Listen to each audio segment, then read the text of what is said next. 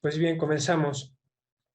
La sesión de esta ocasión es acerca de por qué ser cristiano. Vamos a hablar un poco de los argumentos teológicos.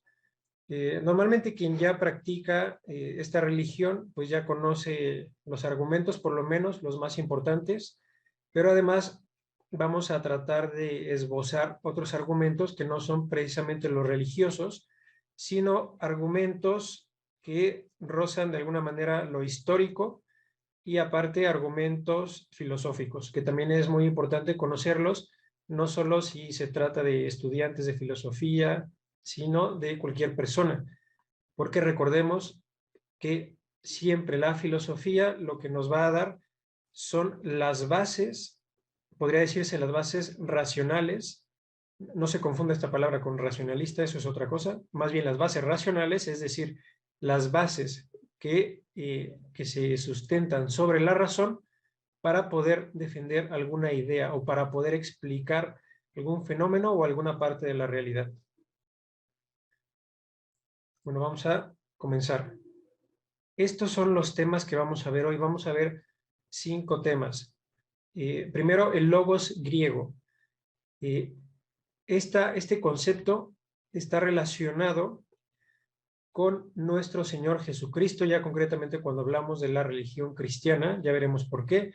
Después, el tema de si hay religión verdadera. Es muy controversial, o por lo menos en nuestros días suele ser muy controversial esta idea de que si hay religión verdadera o no hay verdadera, y si hay verdadera, ¿cuál es la verdadera o cuáles son las verdaderas y por qué motivos? Luego está el logos del Evangelio, porque para quienes no lo saben, el Evangelio, escrito en griego, usa mucho este concepto también, un concepto también muy relevante para comprender la naturaleza de Cristo, y pues Cristo mismo es muy importante para comprender la naturaleza de Dios. Luego está el tema 4, que es la cosmovisión desordenada. Vamos a hablar en toda esta conferencia del cristianismo como una cosmovisión y la vamos a contrastar con la otra cosmovisión, porque podríamos reducir todas las cosmovisiones solamente a dos. Una sería la cristiana y la otra sería una cosmovisión desordenada, de la que también vamos a hablar en unos momentos. Y por último vamos a hacer algunas comparaciones entre el cristianismo y otras religiones, para que se entienda en dónde se encuentra, o más o menos en dónde se encuentran las diferencias más radicales entre el cristianismo y las demás religiones. Bien, pues pasamos al primer subtema, el logos griego. Bueno, vamos a decir de entrada que el logos, ese concepto tan importante utilizado ya desde la antigua Grecia en la filosofía, lo que significa es orden. La palabra logos refiere no solamente al orden, sino también a la razón. El logos de alguna manera es la razón, pero también es la realidad en tanto que está ordenada. Podría decirse que hay una razón fundante o una razón fundamental detrás de toda la realidad. Eso es el logos griego. Y esto del logos griego es también una pieza clave para comprender la gran cosmovisión que vamos a tratar hoy, que es el cristianismo. Primero, porque cuando se habla de logos, o sea, vamos a explicar las bases de esa concepción. Cuando se habla de logos, en lo que se piensa, o el logos aplicado al orden, en lo que se piensa es en una realidad que tiene un sentido. Y claro, tratándose de una realidad que tiene un sentido, lo que también se entiende o lo que se implica de esa idea es que todas las criaturas o todos los seres que participan del ser, todos los seres que son reales, se vinculan entre sí de una manera a veces estrecha, a veces no tan estrecha, pero como sea, están vinculados, y entonces se configura una suerte de red, que es el orden cósmico. ¿No? En otras palabras, toda la realidad tiene un propósito, pero también cada pieza de esa realidad tiene una labor microscópica, por así decir, dentro de todo este orden. Y a su vez, cada pieza, además de participar orgánicamente con todas las demás, está participando también del fin último de todas las cosas. Puede decirse que toda la realidad tiene una tendencia natural, tiene una meta, tiene un destino, tiene un camino que seguir. Eso es el logos griego. Y claro, cuando hablamos de un camino que seguir, algo que podemos afirmar también sobre eso es que ese camino puede ser encontrado, puede ser hallado o descubierto a través de nuestra razón, porque en su misma realidad ya tiene lo necesario para poder ser comprendido por nuestra inteligencia. Y para seguir entendiendo esta idea del orden cósmico, esta idea del logos, vamos a decir que todo lo inteligible comporta una causa final.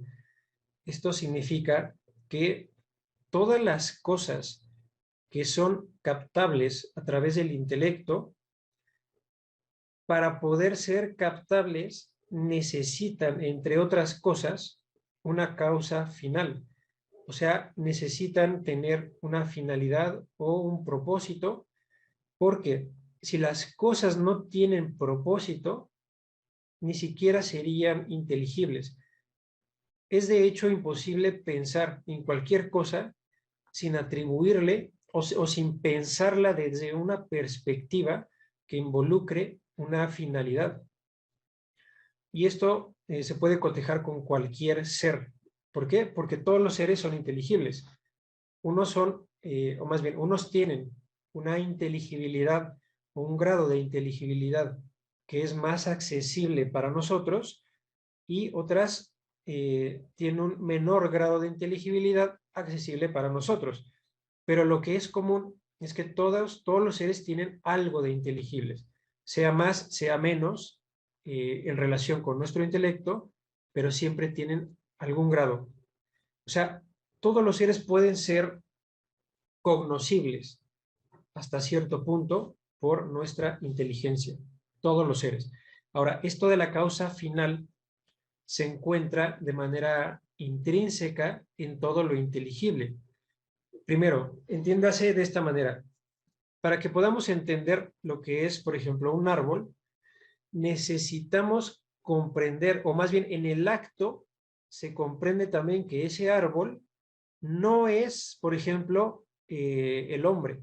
Se entiende que ese árbol no es, por ejemplo, el cielo. Se entiende que ese árbol no es, por ejemplo, el grano de arena. Lo que estoy diciendo es que para comprender lo que es el árbol, para entenderlo, al mismo tiempo el intelecto realiza en sus operaciones una especie de separación negativa para percibir lo que el árbol no es. O sea, el intelecto está percibiendo, o más bien para percibir la realidad del árbol, necesita percibir que esa realidad es limitada. Sabemos que es un árbol y sabemos que ese árbol no es el cielo. Ahí está su limitación.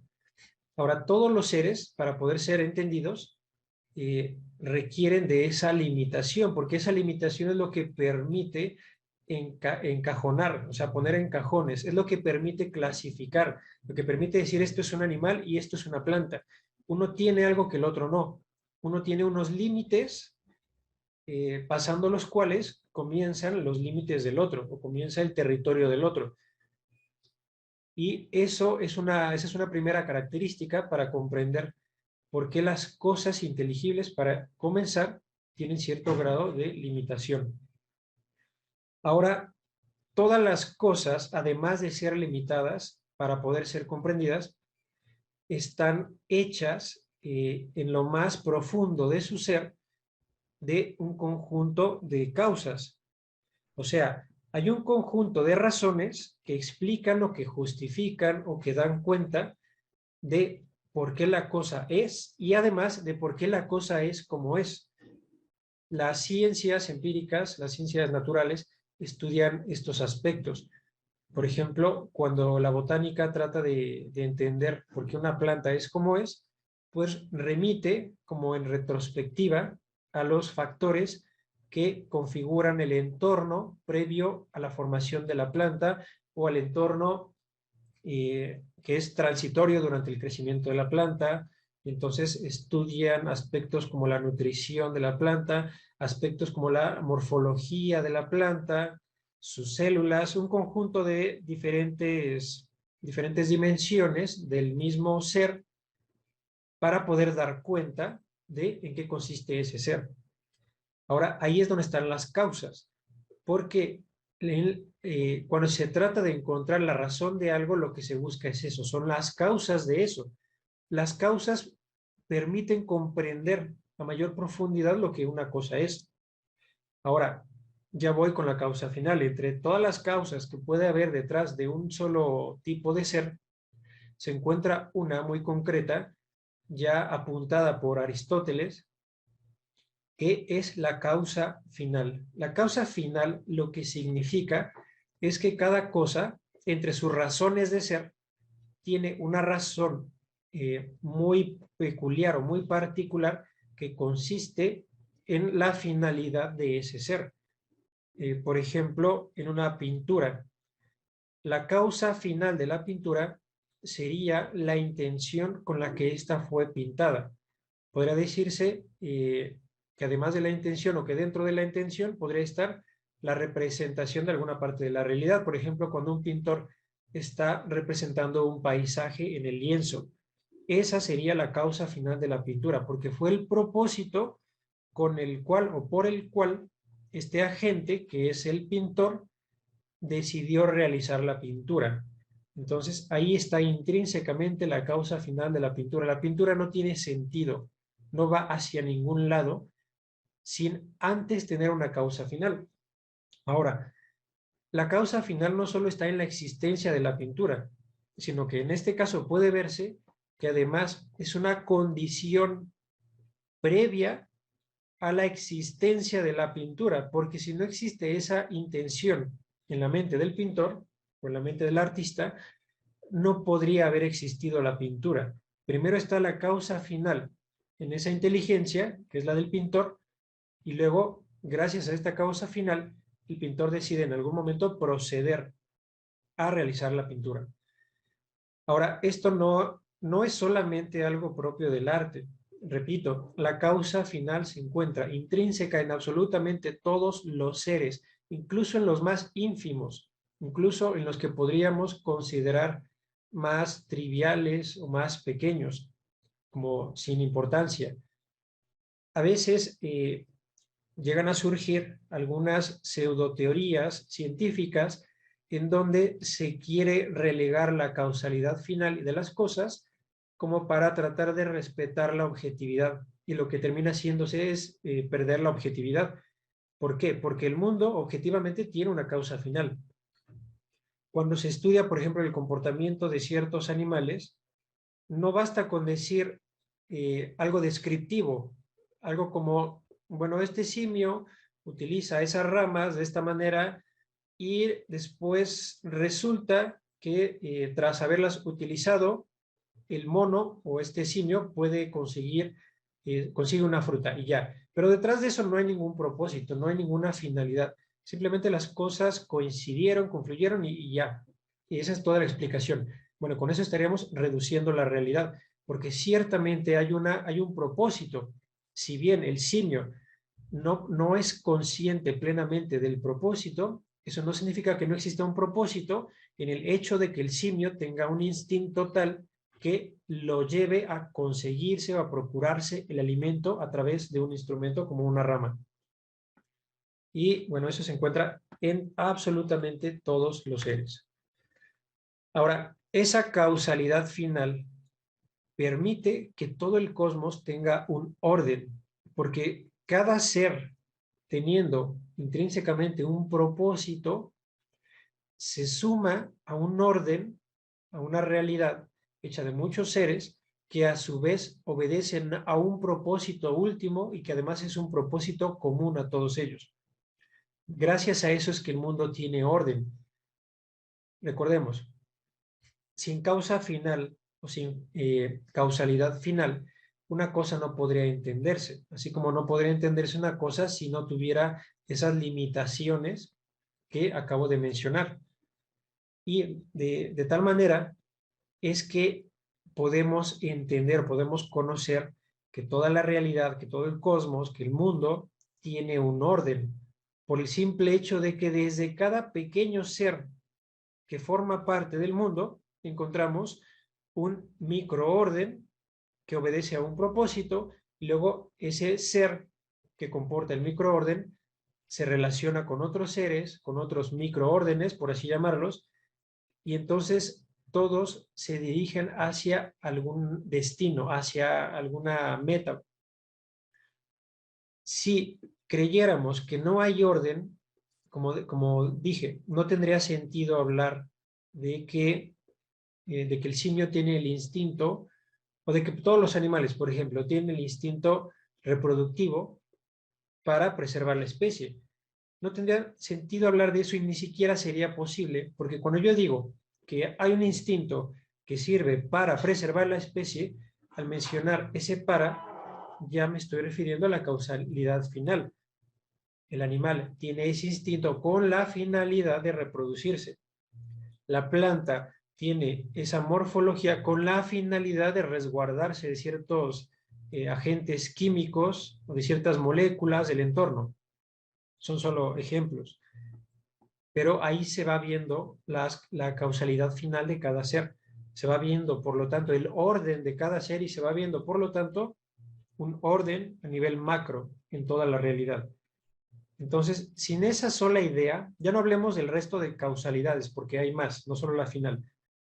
Ya no hablemos del resto, solo de la final, que es la que nos da un sentido, nos permite conocer el sentido de las cosas. Si no existe ese sentido, ni siquiera sería posible comprender nada y no sería posible ni siquiera el lenguaje, porque a través del lenguaje nosotros tratamos de captar la esencia de cada ser de tal manera que la podamos explicar o la podamos reproducir o transmitir a través de las ideas. Eso no sería posible.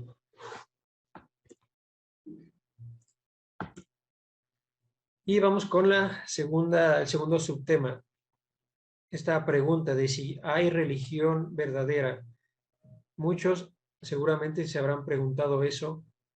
La respuesta muchas veces suele ser que no hay religión verdadera porque todas las religiones tienen su propio valor y no se podría comparar una con otra sin estar menospreciando a las demás.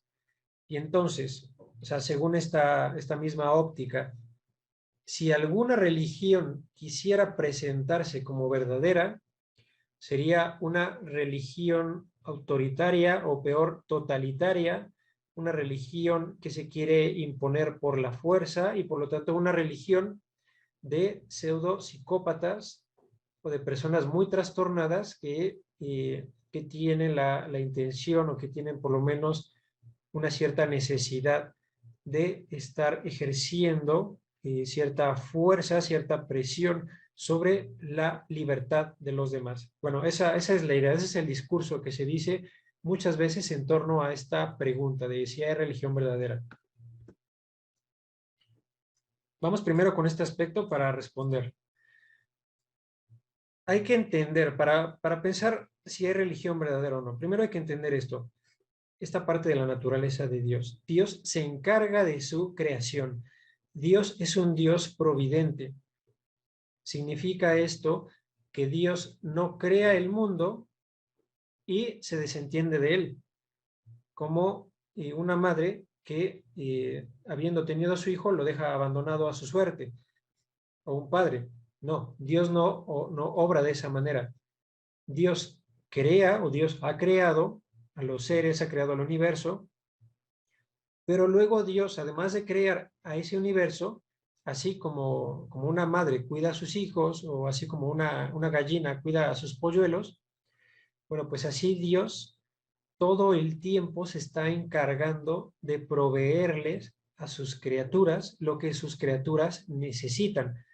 Y esto lo podemos ver en toda la naturaleza. Podemos observar cómo se comporta cualquier animalito, por ejemplo, este conejo de acá, y veremos que en todo momento la naturaleza, o sea, para hablar de algo directo, la naturaleza le está procurando todo lo que necesita, refugio, alimento, y luego, ¿cómo relacionar esto con Dios? Bueno, pues porque Dios es el autor de la naturaleza. Dios se ha encargado de que cada ser tenga una configuración que le permita la subsistencia o la supervivencia, que le permita su desarrollo, y también se ha encargado Dios de crear un conjunto de leyes que permitan, o más bien que impidan, que algún ser llegue a constituir o a realizar una especie de exterminio con otro ser.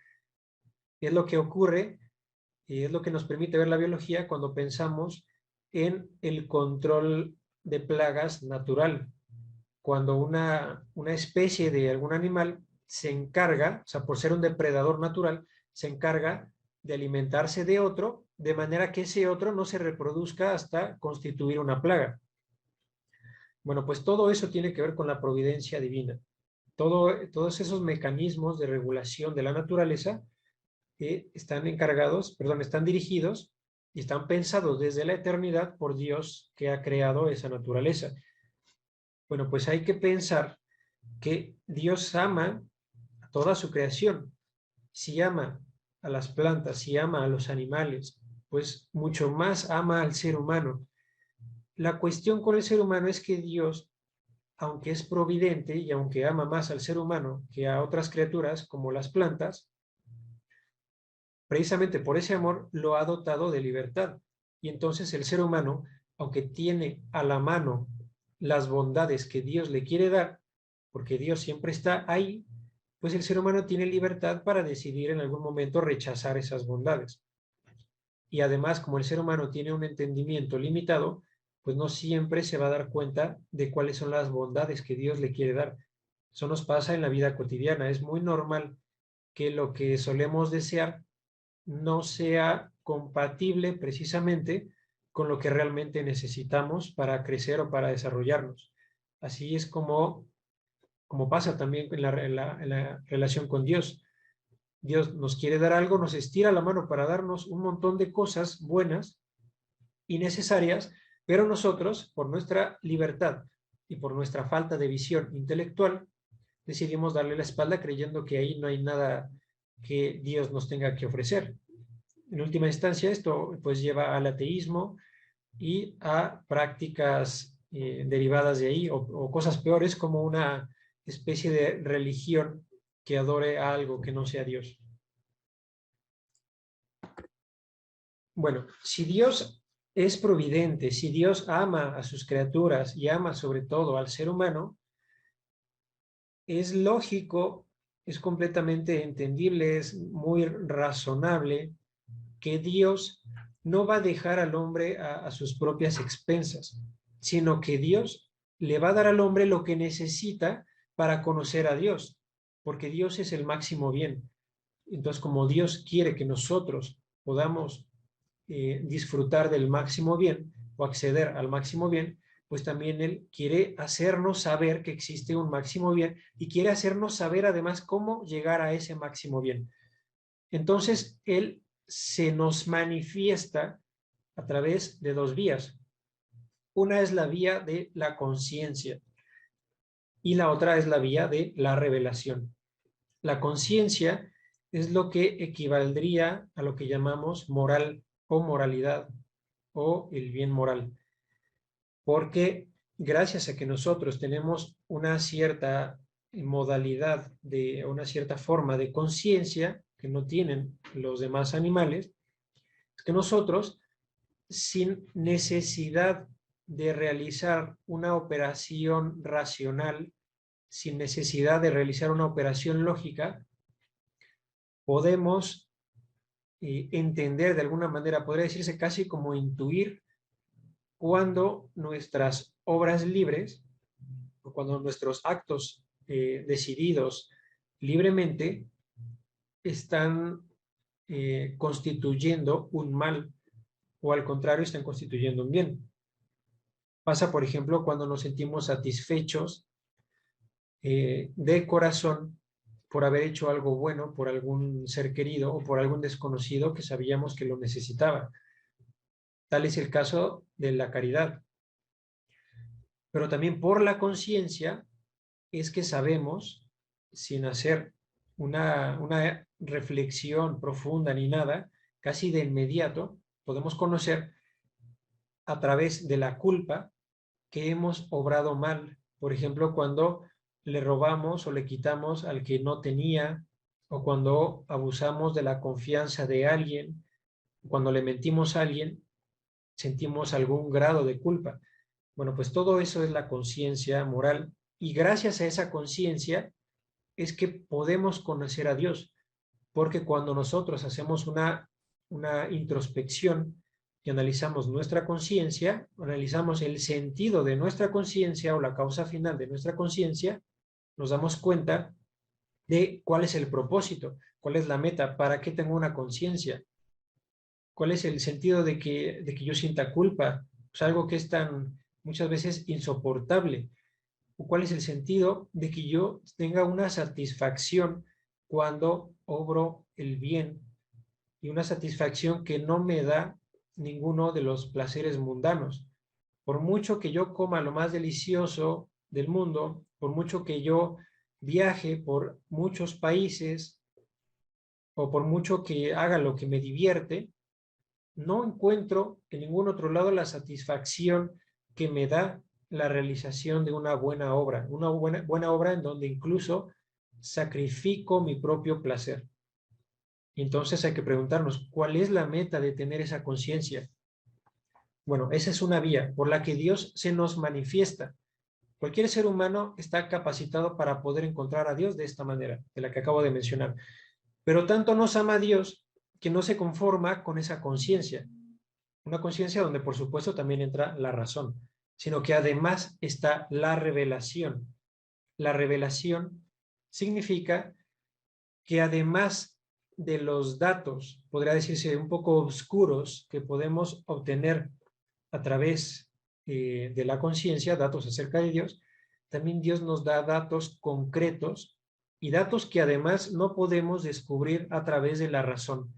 Esos datos son la revelación, aquellos momentos de la historia en donde Dios le ha manifestado al hombre ciertos datos muy específicos acerca de quién es Él, o sea, acerca de quién es Dios, y acerca de lo que Dios quiere de la humanidad, acerca de qué es lo que espera Dios de esta parte de su creación que somos nosotros, los seres humanos. Un ejemplo es el de Moisés y la zarza ardiendo. Ese es un caso de revelación, es un caso muy especial de revelación, en donde Dios se aparece a un hombre y le manifiesta algún deseo concreto, alguna expectativa concreta por parte de Dios, y que este hombre no habría podido descubrir por su propia razón, ni por su propia o por las propias fuerzas de su conciencia moral. Moisés, por ejemplo, habiéndose dado cuenta de que no era egipcio, sino que era del pueblo hebreo, su conciencia moral le podría en algún momento haber dictado que hiciera algún bien por el pueblo de los israelitas, pero no tenía forma Moisés, por mucho que recurriera a su conciencia moral, de entender que tenía que llevar a todo ese pueblo a pasar por el desierto, que tenía que llevar a ese pueblo incluso a cruzar un mar, que parecía infranqueable. Esto no podía, ningún hombre puede sacar estos datos de la pura razón. No se puede, porque se trata de una determinación muy concreta por parte de Dios dentro de la historia y dentro de la conciencia, dentro de la libertad humana. Entonces Dios tiene que aparecerse, tiene que manifestarse de alguna manera para poder dar estas instrucciones tan específicas. Eso es la revelación. Y bueno, podemos decir que también a esto se le llama religión revelada. Ha pasado varias veces en la historia, no solamente con Moisés, ha pasado de otras maneras y ha pasado a otras personas. Toda esa comunicación que Dios tuvo con los profetas, por ejemplo, eso también es parte de la revelación. Ni los profetas, ni nosotros, ni nadie podría haber sabido las cosas que los profetas llegaron a saber por iniciativa de Dios. Bueno, ya se nos va a acabar el tiempo de esta sesión. Les pido a todos, por favor, que se vuelvan a conectar.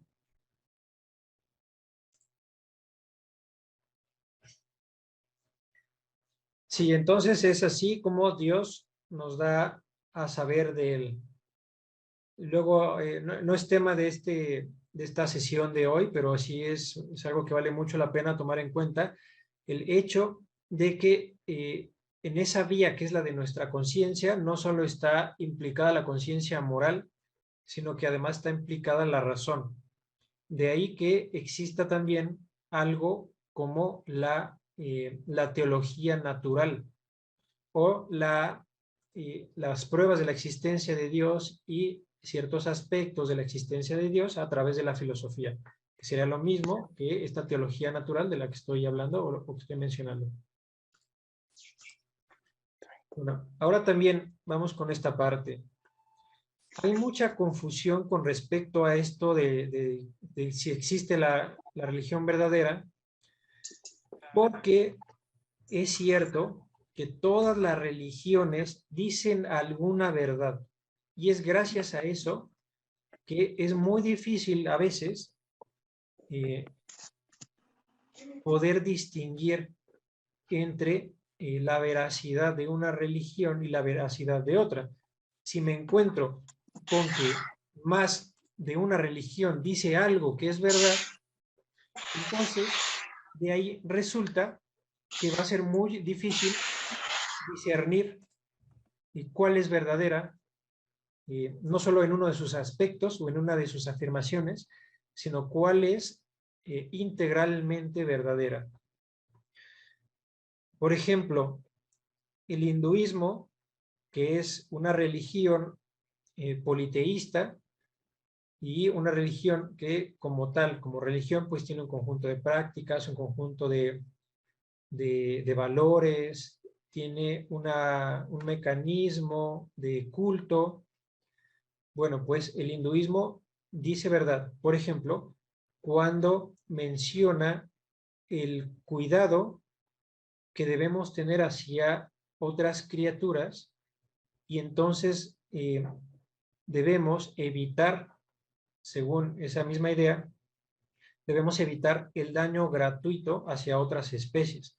Por ejemplo, estar maltratando vacas solo por gusto o por motivos muy arbitrarios, o estar talando árboles solo por diversión. O sea, cosas de ese tipo son verdad y son afirmaciones que una religión como el hinduismo puede hacer.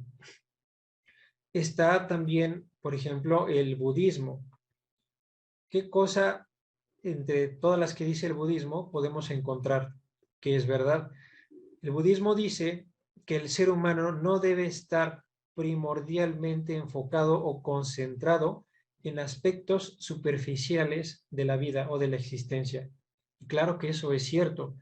Ningún ser humano que se enfoque de manera soberana o suprema en algo muy superficial va a poder desarrollarse y convertirse en una persona realmente religiosa o realmente espiritual. Eso es real. No podemos pretender que mientras hacemos daño a otros o que mientras estamos consiguiendo algo como meta final, por ejemplo, el dinero, no podemos pretender que mientras hacemos eso, al mismo tiempo estamos desarrollando nuestra espiritualidad o encontrando el sentido de nuestra vida. No puede estar el sentido de la vida en algo como el dinero o el lujo o la diversión. El budismo diría algo así y es cierto que no podemos vivir de esa manera. Y bueno, así encontramos muchas otras afirmaciones, incluso, por ejemplo, en las religiones prehispánicas o en el culto de los prehispánicos, que también eran politeístas. Es cierto, este ejemplo que voy a poner va a parecer quizás trivial, pero pero es importante considerarlo. Es cierto que el ser humano puede libremente realizar acciones que agraden o que desagraden al ser trascendente. O sea, los prehispánicos tenían ciertamente noción de ello. Ahora, ¿qué hacían los prehispánicos con esa idea? ¿Cuáles eran los colores que le ponían a esa idea o los contenidos que le ponían? Ya es otra cosa. Pero por lo menos en esa noción tenían razón, es verdad. Y entonces, lo que estoy diciendo con todo esto es que aún cuando encontramos alguna verdad dentro de todas las religiones, o sea, cada una con la suya, no podemos de ahí afirmar que todas son exactamente igual de verdaderas, porque todas las religiones tienen un conjunto de afirmaciones y un conjunto de puntos de partida, podría decirse, de dogmas, y entonces lo que debemos considerar para saber si una religión es verdadera o no, no solo en un aspecto, sino toda ella, pues es considerar lo que dice de manera entera todo su dogma, en qué consiste todo el culto que hay que practicar y además analizar hacia dónde nos lleva la ética que se desprende de ese culto y de esa doctrina que enseña esa religión. Tenemos que analizarla integralmente para poder saber si es verdadera o no. No basta con quedarse con una afirmación, porque sería como taparnos un ojo o taparnos mucho más que un ojo. Una religión, este es otro criterio que hay que considerar, solo puede ser verdadera si no dice falsedad alguna. Como ya mencioné, todas las religiones, la que se puedan imaginar, la que sea, dice por lo menos alguna verdad. Bueno, pues eso no es suficiente, precisamente porque estamos hablando de un aspecto común a todas las religiones. Y por ser común no basta para poder discernir entre ellas.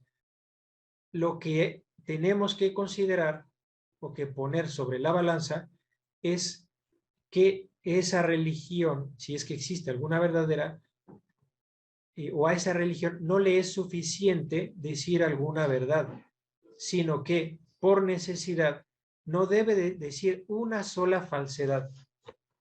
Si dice una sola de ellas, una sola falsedad, entonces tenemos motivos suficientes para sospechar que esa religión no es verdadera. Ahora, ¿qué es lo que hace a una religión verdadera? Además de no decir falsedad alguna, o más bien, ¿cómo saber si dice alguna falsedad? Bueno, pues aquí entra también, por ejemplo, el territorio de la filosofía y de la ciencia.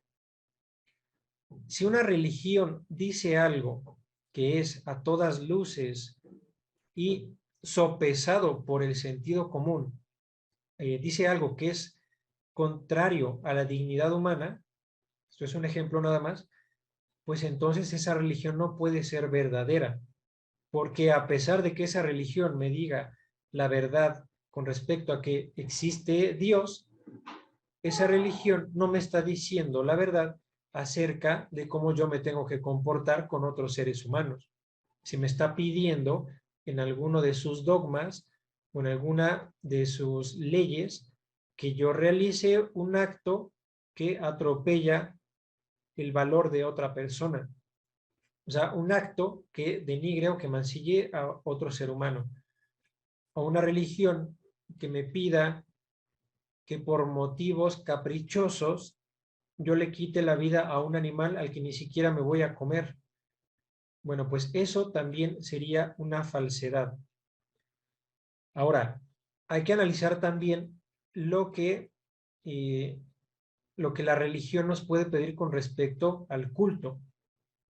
Porque si bien ciertos actos podrían no estar justificados cuando se realizan por mi propio gusto o incluso por el bien de otro ser humano, podrían sí estar justificados cuando se realizan en nombre de alguien tan trascendente, tan importante como lo es Dios. No es lo mismo que yo le abra la puerta a un hermano, a que yo le abra la puerta a Dios. O sea, no es lo mismo que yo reciba en mi casa a un hermano, a que yo reciba en mi corazón a Dios. Entonces, también hay que entender eso cuando vamos a hacer comparaciones, que no es lo mismo ni el valor ni la persona, o más bien las tres personas de la divinidad, que es Dios, que es uno, pero con tres personas, que hacer algo con respecto a uno de nosotros, que somos seres humanos limitados, que somos criaturas, que no somos omnipotentes, que no tenemos tanto amor en el corazón como lo tiene Dios. No podemos comparar. Y a veces también hay confusión porque nuestra cultura contemporánea, nuestra cultura ya muy contaminada de muchas ideas que son anticristianas o que son ateas, nos pide hacer comparaciones absurdas. Nos pide, por ejemplo, que comparemos a Dios con un papá humano, o sea, que lo comparemos no solo análogamente, cosa que sería válida. Hacer analogías no está mal, pero lo que se nos pide es hacer una comparación igualitaria, como decir que vale lo mismo la ira de un hombre que la ira de Dios, y que además la ira de un hombre consiste exactamente en lo mismo que eso a lo que llamamos ira de Dios. Son cosas muy distintas. Los efectos de algo como la ira de Dios son muy distintos a los efectos esperables de la ira de un hombre, de la ira de un ser humano. Muchas veces esto pasa o se da, por ejemplo, en la palabra venganza. Se dice que Dios puede tomar cierta venganza y entonces algunos creen que están justificados para tomar también cierta venganza, cuando esta palabra referida a Dios dice algo completamente distinto a lo que nosotros entendemos por venganza humana. Porque la venganza humana siempre es un acto que tiene su nacimiento o su origen en el odio, nunca tiene su origen en el amor. Bueno, pues esa palabra aplicada a Dios tiene todo, su origen más bien es todo lo contrario.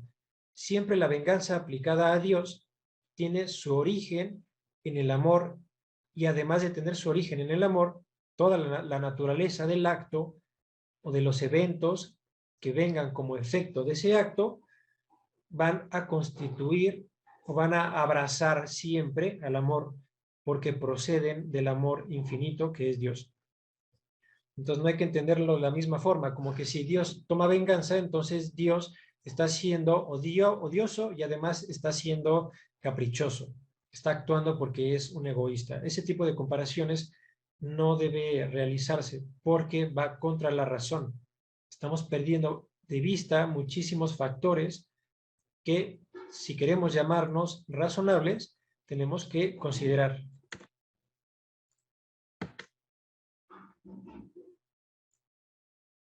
Muy bien, pues si Dios es providente, si Dios nos ama, si Dios tiene muchas ganas de que nosotros le conozcamos, pero además Dios es el autor de la naturaleza, el autor de todas las cosas, entonces podemos entender aquí dos elementos, dos ideas.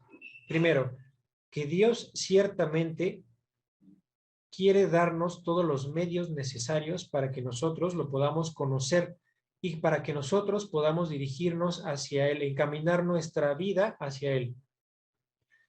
Pero el otro aspecto, o más bien el otro aspecto, es que Dios, por ser el autor y el creador de todas las cosas, tiene por ende todo el derecho de decidir cómo es que Él quiere ser encontrado por nosotros.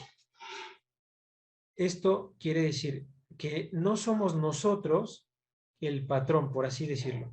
No somos nosotros quien decide sobre Dios. O sea, no decidimos nosotros cómo Dios nos va a servir, porque de ninguna manera Dios es siervo nuestro. Al contrario, nosotros, por ser criaturas y ser limitados, somos siervos de Dios en el mejor de los casos, si nosotros decidimos ser siervos. Pero entonces, quien decide cómo el siervo ha de servir no es el siervo, sino el amo. Esto es una analogía para decir que Dios es quien determina, quien decide cómo ha de ser una religión, si es que ha de haber o ha de existir una religión verdadera. Y aquí podemos entender, podemos contrastar esto con también otras ideas de nuestros días. Ideas en donde nosotros pretendemos ser el amo y decidir cómo es que vamos a servir a Dios o cómo es que Dios nos ha de servir. Decidimos tomar algún aspecto de alguna religión oriental que nos agrada, pero no tomamos los otros, y luego tomamos otro aspecto de una religión occidental que nos agrada también, pero no tomamos los demás aspectos de esa religión, y así vamos mezclando, de tal manera que vamos armando una especie de cóctel un cóctel religioso o un cóctel espiritual para pretendidamente desarrollar nuestra fe o nuestra religiosidad o nuestra espiritualidad. Y ahí estamos obrando de una manera un poco inconsciente y de una manera muy perniciosa para nuestra propia alma, porque no somos nosotros los creadores, no somos los inventores de las leyes ni los inventores de la moral, mucho menos los autores del universo y de la naturaleza. Como Dios tiene todo el derecho, porque además Dios es infinita sabiduría, infinito amor, Él sí sabe qué es lo mejor para sus criaturas, pues entonces Dios es el que va a decidir cuál es el camino y nosotros lo que tenemos que hacer o lo que nos corresponde es buscar cuál es ese camino indicado por Dios. Ya Dios nos da a saber de Él a través de la conciencia, de la razón. Ya Dios nos da a saber de Él a través de la revelación, a través de los profetas, a través de la Sagrada Escritura. Bueno, pues nos toca a nosotros, porque estamos dotados de inteligencia y estamos dotados de voluntad, nos toca a nosotros ir al encuentro con Dios, según lo que Él nos ha dado, según los medios que Él quiere que nosotros usemos para llegar a Él. No le corresponde a Él obedecernos a nosotros.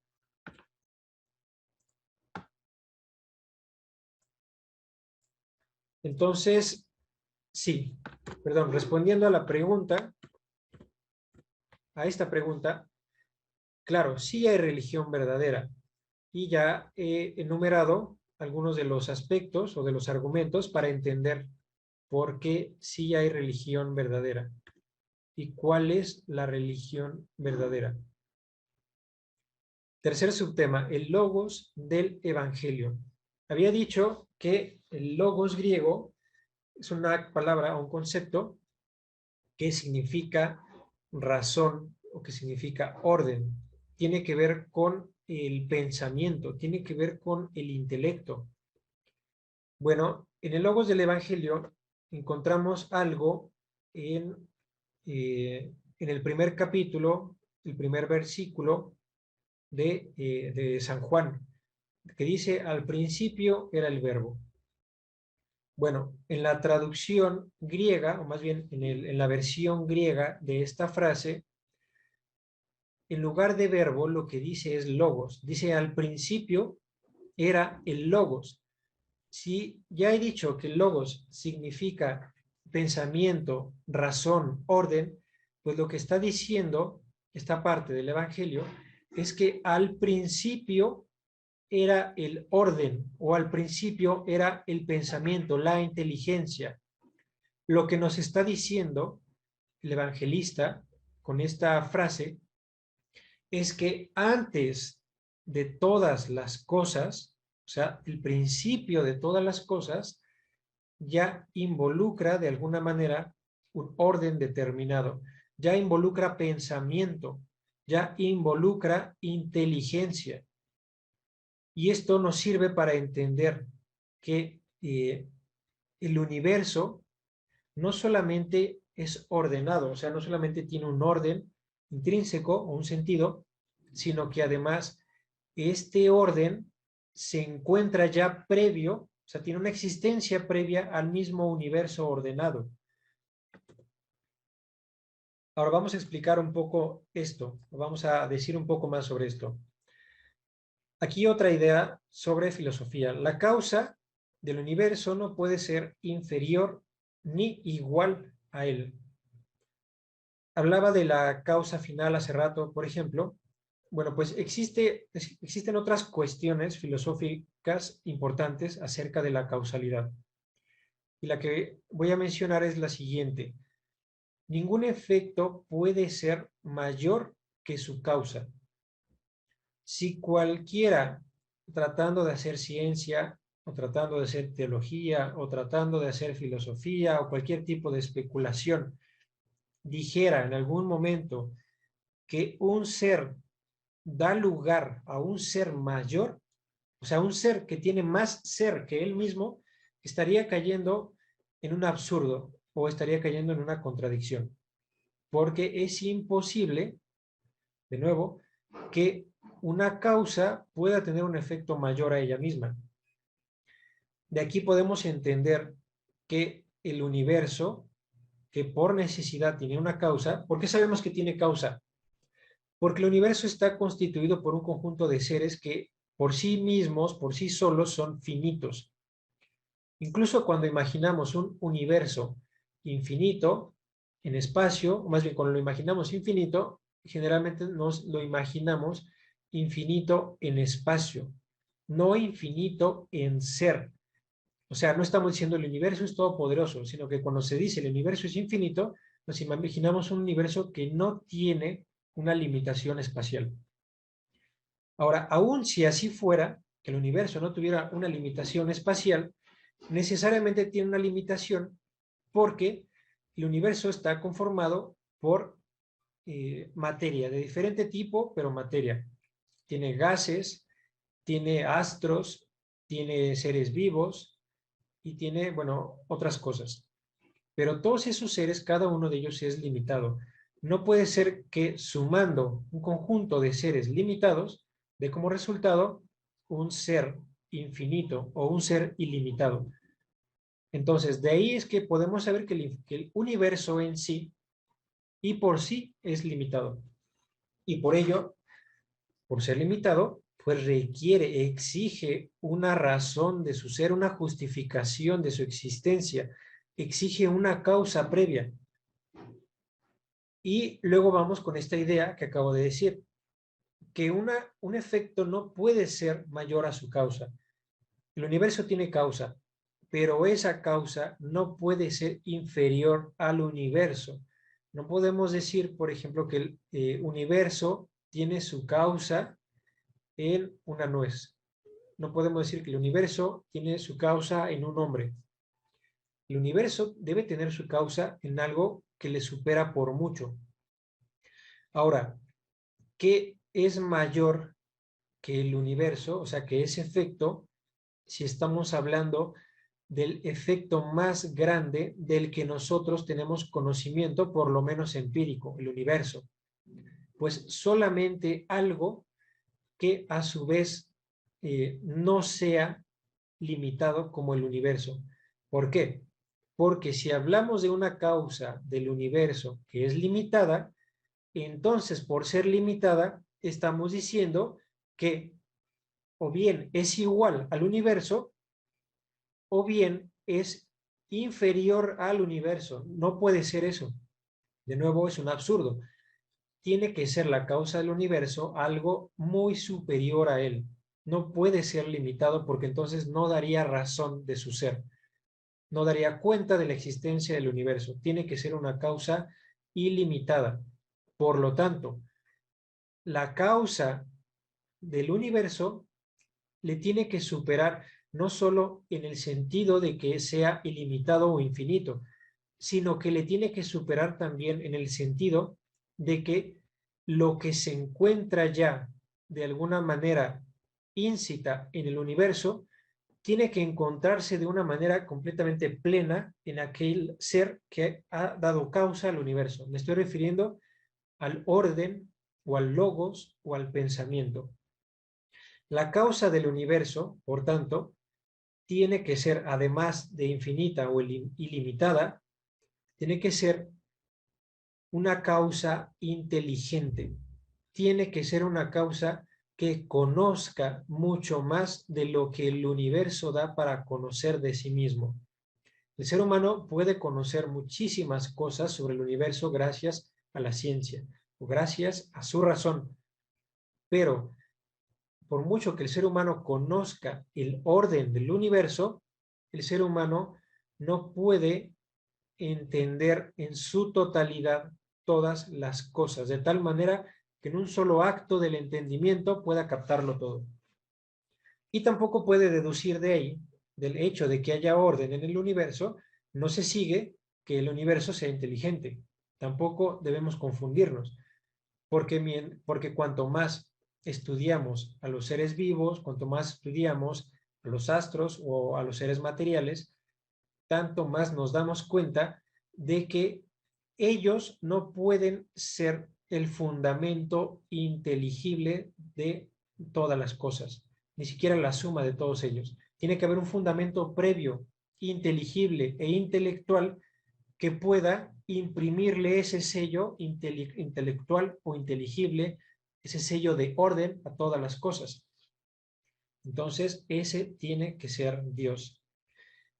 Esto también, dicho sea de paso, aplica a ciertas vertientes, bueno, esto lo he dicho muchas veces, ciertas vertientes sobre las pretendidas teorías científicas del evolucionismo que no son teorías científicas, porque ahí hacen salir de un ser inferior a un ser superior. O sea, ahí van en contra de la razón, van en contra de toda verdadera ciencia cuando dicen que una causa es muy, muy inferior a su efecto.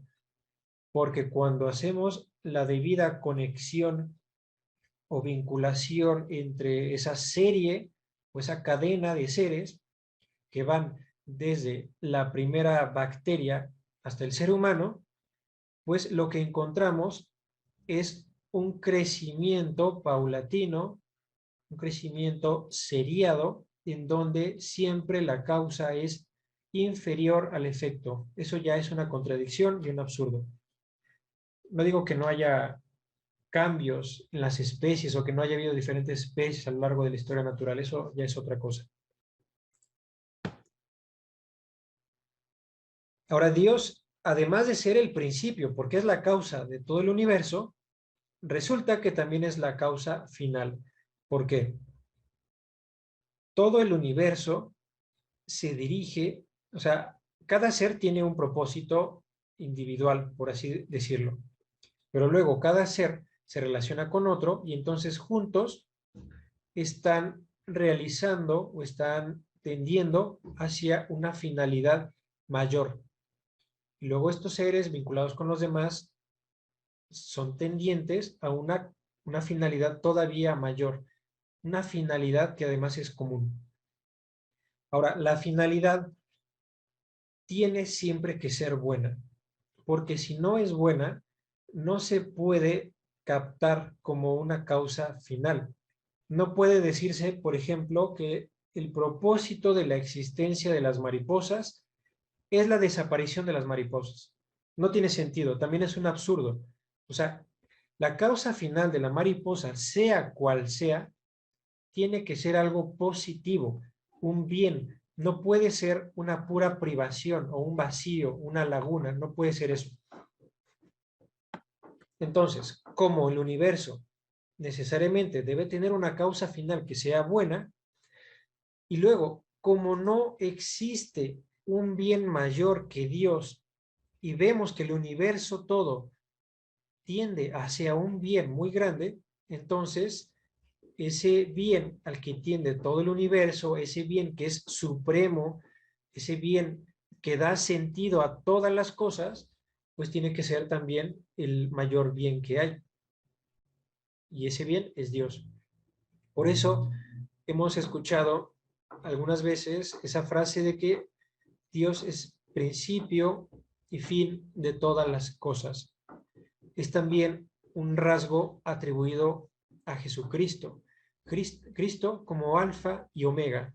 O sea, porque alfa es la primera letra del alfabeto griego y omega es la última letra del alfabeto griego. Está denotando principio y fin. Cristo es el principio y es el fin de todas las cosas. Cristo es el logos. De él parten todas las cosas, todo el orden, y todo el orden hacia él tiende. Ahora, la historia también tiene una causa final. Esto hay que entenderlo. Por compararlo con algunas perspectivas ideológicas en donde la historia no tiene un propósito y más bien nosotros le vamos a dar el propósito que queramos.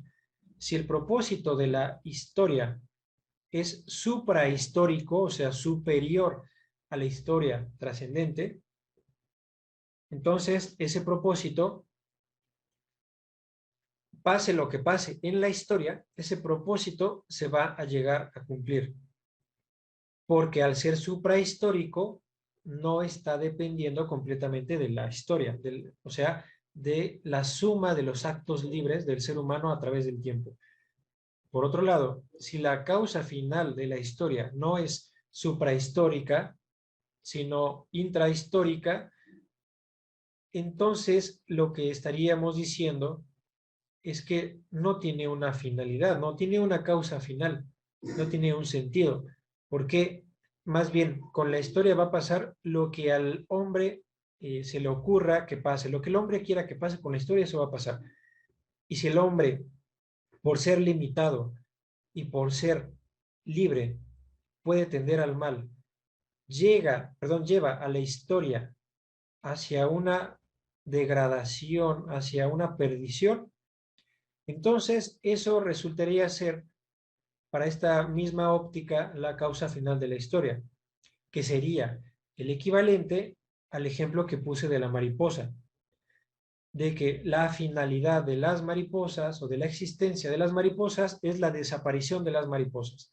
Pues es lo mismo, es equivalente a decir que la finalidad de la existencia, de la historia del ser humano, tiene el propósito de la desaparición del ser humano. No tiene eso, no puede tener eso de propósito, porque es algo negativo, es un vacío, no es una afirmación sobre algo, sino que termina siendo una pura negación de la existencia.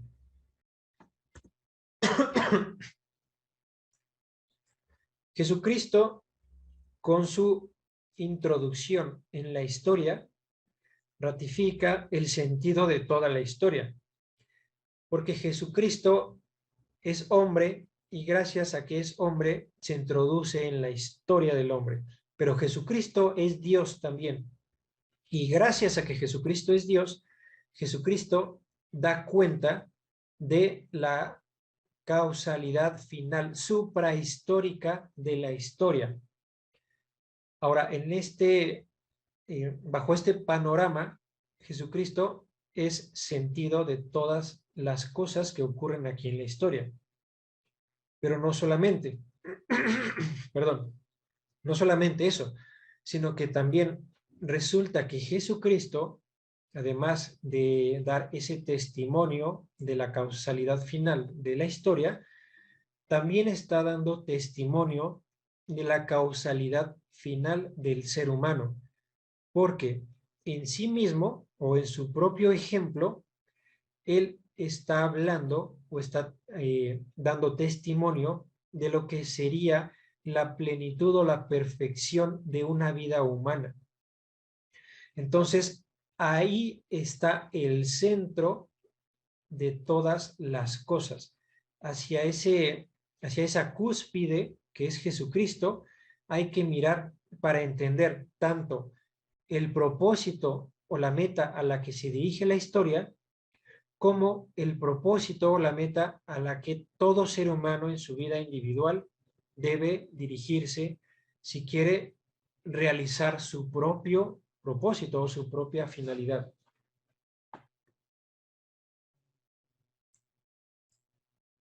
Bien, vamos con el cuarto subtema, la cosmovisión desordenada.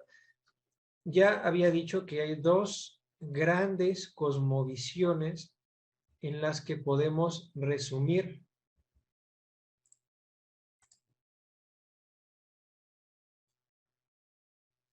subtema 4, la cosmovisión desordenada.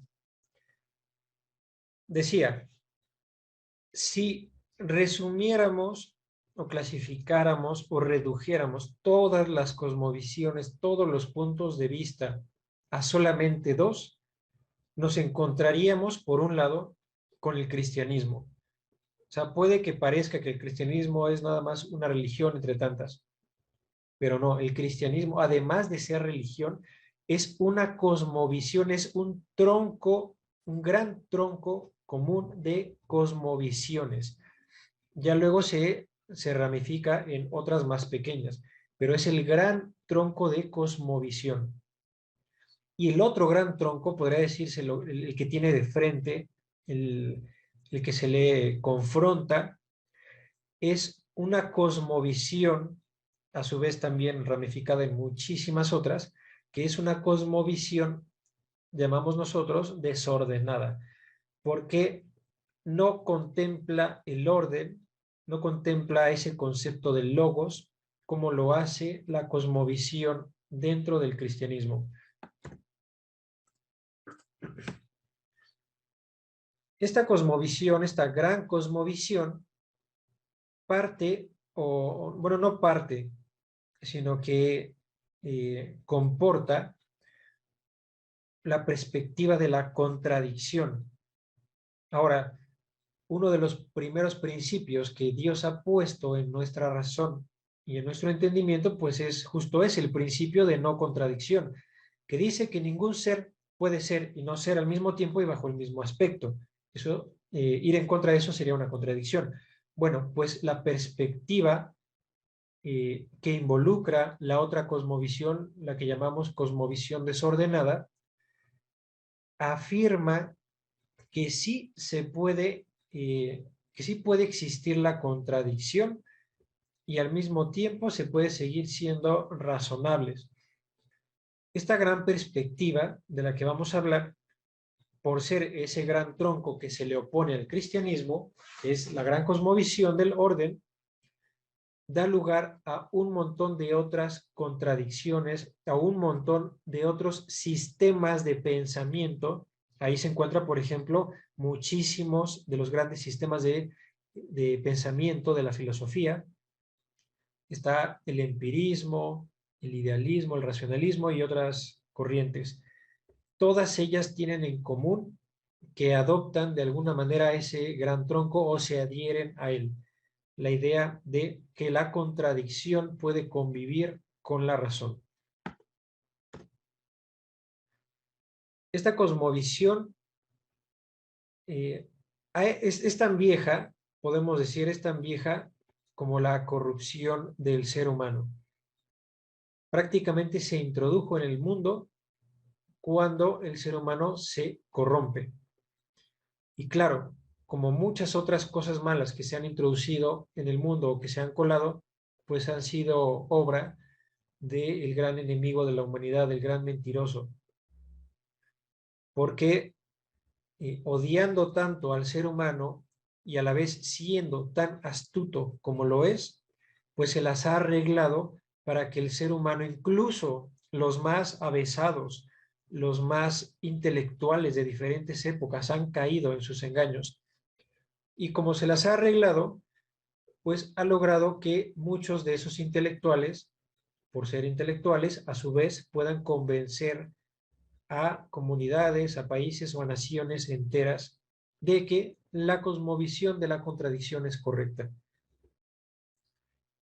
Esa introducción, perdón, esa cosmovisión, aunque ha sido introducida desde la primera corrupción del ser humano, porque consiste en realidad en eso, en corromper la verdadera cosmovisión,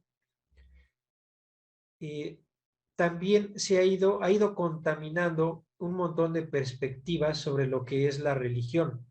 Es el caso, por ejemplo, de los egipcios.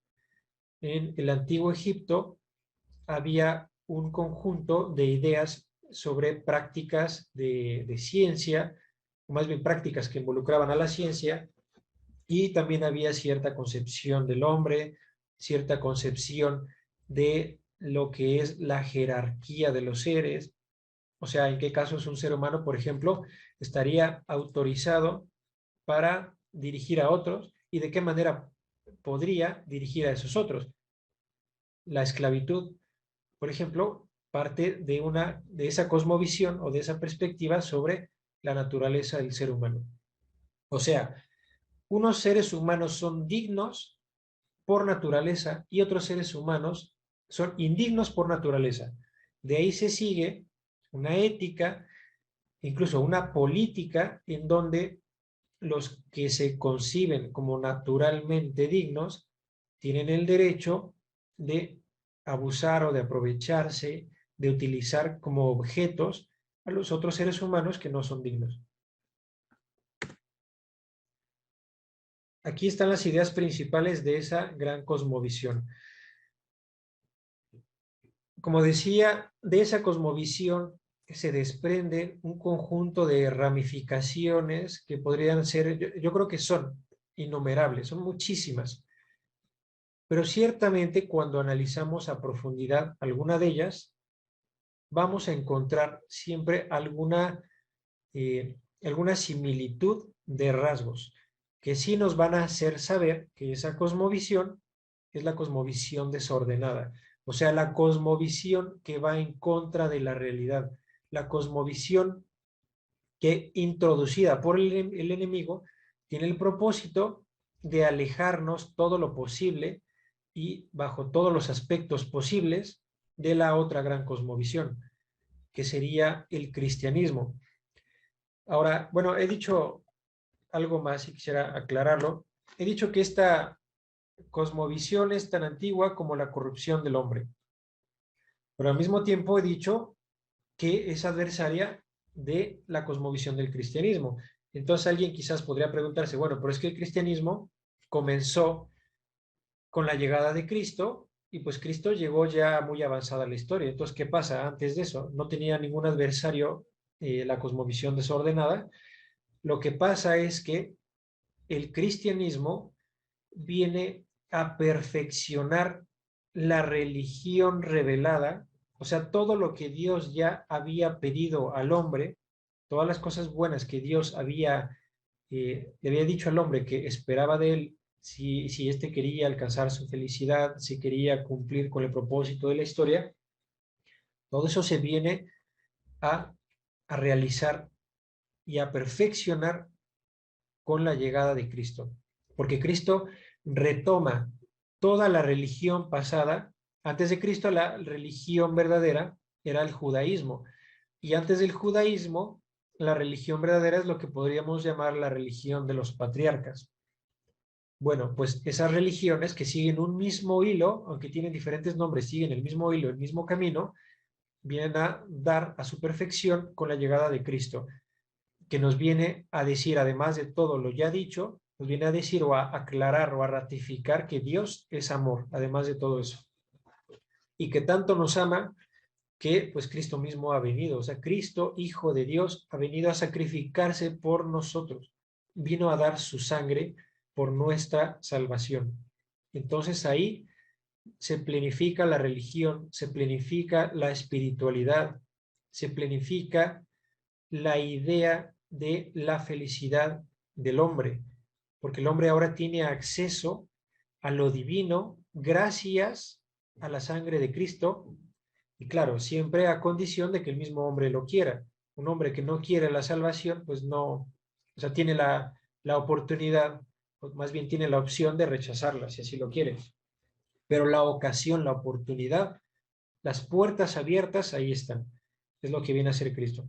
Ahora, por eso digo que esta cosmovisión desordenada es adversaria de la cosmovisión cristiana, entendiendo por cristiana toda cosmovisión verdadera, verdadera en todos sus aspectos.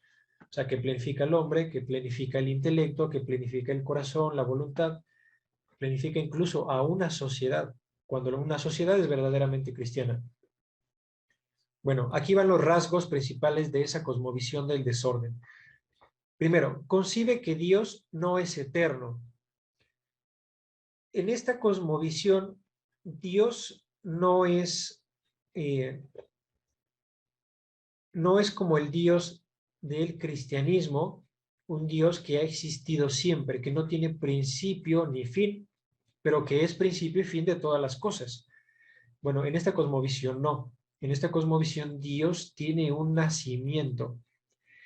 Y además de que Dios tiene ese nacimiento, cuando Dios ha nacido, Dios no crea el universo como en la cosmovisión cristiana.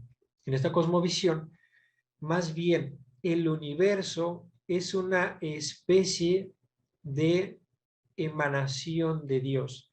No es lo mismo crear que transpirar, por ejemplo. Entonces, si se concibe que todo el universo es eso, una emanación de Dios, lo que se está diciendo es que Dios se quita una parte de sí mismo para amasarla y hacer otra cosa. Pero finalmente esa masa es Dios mismo, que implica que el ser humano es Dios.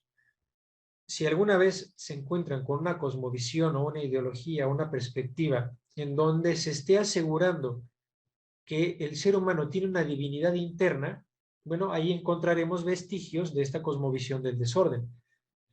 El hombre es Dios porque el hombre es emanación de Dios, no es una criatura. Y como el hombre es una emanación de Dios siendo criatura, pues lo mismo aplica al mundo, al universo, de ahí también el panteísmo. Todo es Dios, las plantas son Dios, los animales son Dios, los mundos son Dios, los astros, el sol, todo es Dios. Simplemente que es Dios repartido, Dios diluido en todo el universo. Y claro, también si estamos hablando de un Dios que nace, pues no es descabellado pensar que este Dios que ha nacido no ha nacido completo, sino que se va desarrollando y por lo tanto este Dios va evolucionando poco a poco. Si alguien conoce, por ejemplo, la teoría de un filósofo llamado Hegel, su teoría sobre el despliegue del espíritu, entenderá su relación con esta cosmovisión del desorden, en donde cada paso que Dios da, lo da a costa, o sea, cada desarrollo de Dios, cada etapa nueva de Dios, esa etapa se adquiere a costa del sacrificio de muchísimos individuos humanos, porque siendo parte de Dios, esos individuos han sido también de alguna manera el instrumento del crecimiento espiritual del mismo Dios. Es una trayectoria evolutiva, una trayectoria en donde Dios poco a poco se va desenvolviendo, se va desplegando hasta que algún día va a llegar a su perfección. Pero mientras, a costa de todas las vidas humanas que han existido, pues esas vidas ha sido necesario emplearlas, utilizarlas, sacrificarlas, a costa de que se vaya desenvolviendo este Dios universal, este Dios hecho del universo. Y también identificarán ahí lo que mencionaba hace rato acerca del evolucionismo dentro de, o sea, ese evolucionismo que ha contaminado tanto a las ciencias biológicas. Un pretendido evolucionismo en donde todas las criaturas están sometidas al mismo proceso que está sometido ese Dios concebido por esa cosmovisión. Las criaturas, al igual que Dios, se van desplegando, van evolucionando poco a poco, de una manera gradual y siempre del menor grado al mayor grado, dando lugar a esa contradicción de la que hablaba, en donde una causa da lugar a un efecto mayor que ella.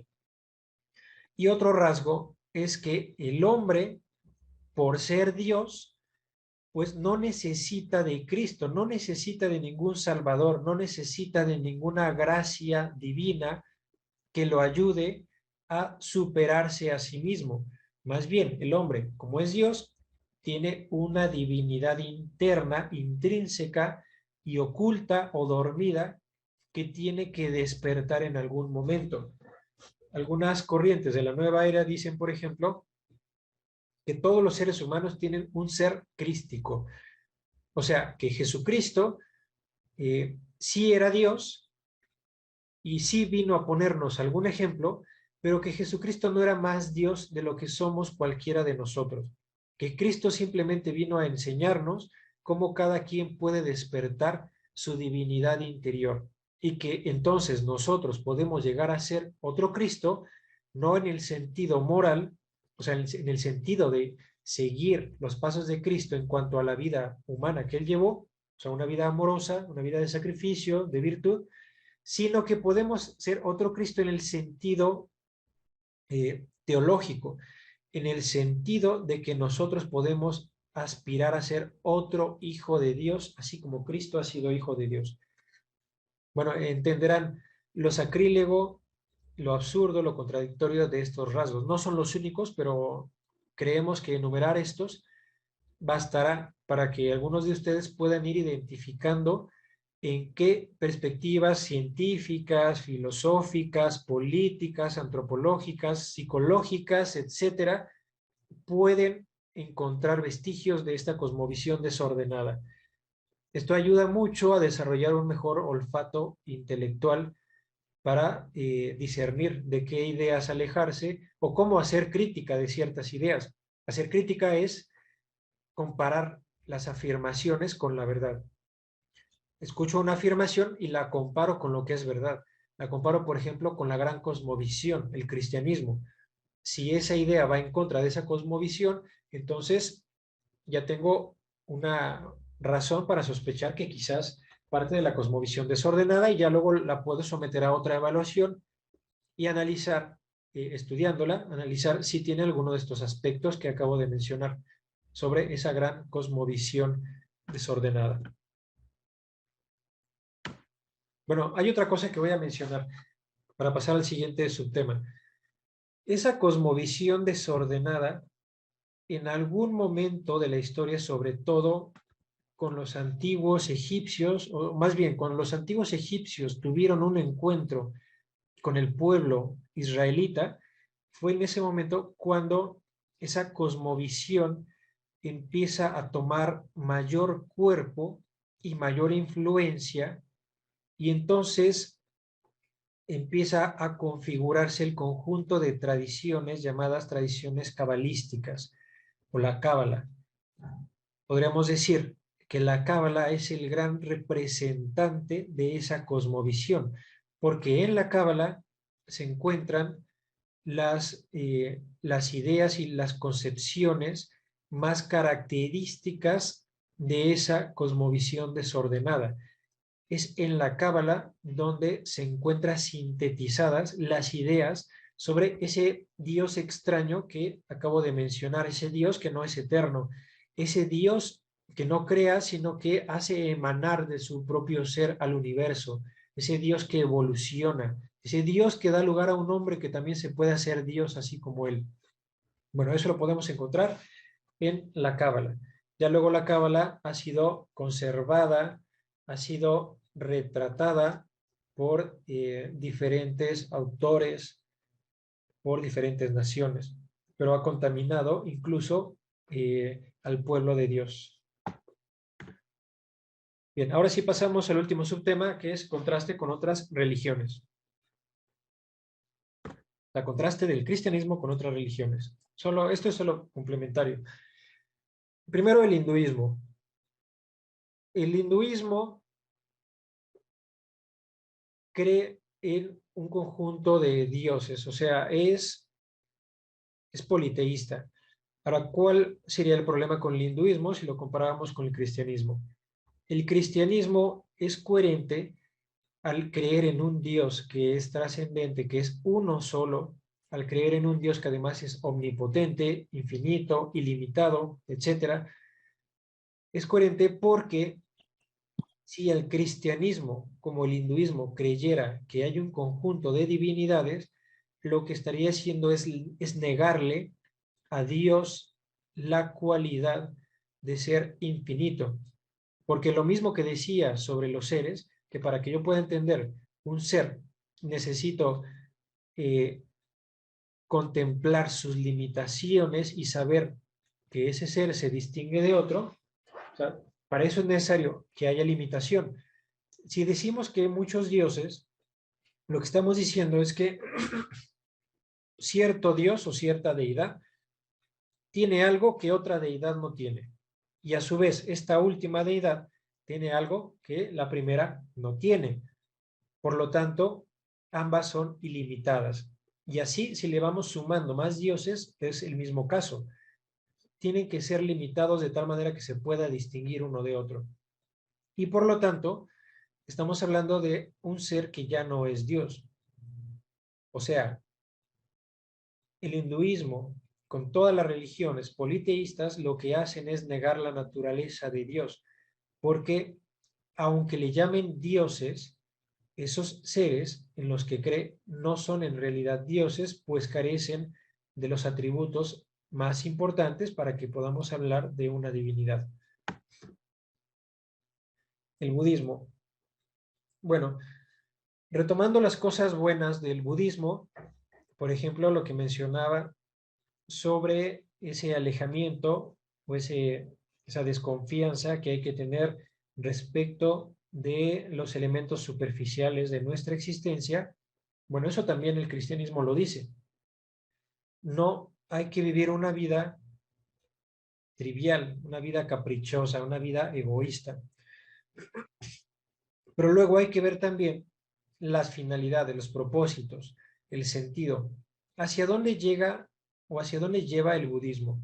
Bueno, el budismo trata de llevar al individuo hacia la realización o el alcance del nirvana. El nirvana es un estado espiritual que consiste en la desaparición o en la difusión, o sea que, perdón, en la dilución, o sea que se diluye el yo. Cuando se diluye el yo, lo que ocurre es que desaparece esa persona. Cuando se diluye el yo, ya no se sufre más, pero no se sufre más porque no hay un yo que funja como escenario del sufrimiento o como sujeto del sufrimiento. ¿Qué implica esto? Implica que el individuo se cierre completamente a los demás, cosa que no podría compararse o identificarse con la plenitud de la persona en realidad, porque la persona, cuando se le analiza bien, cuando se le estudia, podemos encontrar que por naturaleza tiende a la apertura a otras personas, tiende a la apertura porque tiende al encuentro con otras personas. Por lo tanto, su planificación tiene que incluir ese rasgo. Su planificación tiene que estar relacionada, entre otras cosas, con el individuo abriéndose para darse a sí mismo a otros seres, para darse a otras personas. El cristianismo cumple con este factor. El cristianismo sí propone abrirnos a otras personas. Propone incluso la virtud, por ejemplo, de la caridad, la virtud de dar amor al otro sin estar esperando que el otro me pague ese amor con dinero, con actos o con lo que sea. O sea, amar a la persona por la persona misma.